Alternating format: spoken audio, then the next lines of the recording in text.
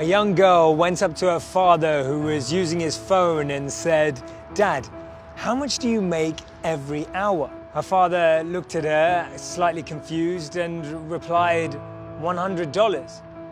She looked back at him and said, "Dad, can I get $50? He looked even more confused and hesitatingly reaching to his pocket and handed her $50. She then reached into her back pocket, took out another $50 and said, "Dad, here is $100. Can I have an hour of your time?"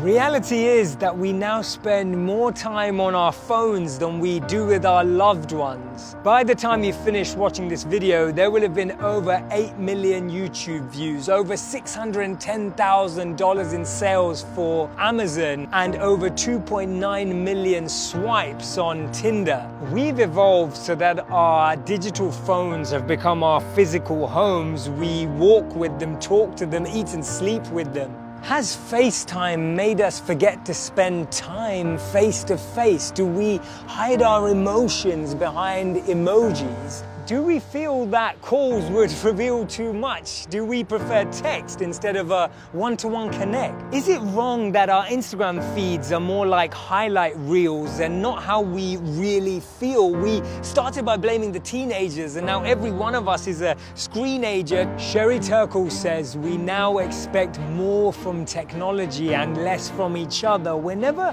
alone, but still lonely, alone together. And we're meant to use things and love people, but today we use people and love things. For 80% of us, the first and last thing we see in our day is our phones. Parted from them, we feel lost. 70% of us turn to our phones in crowds just to look busier.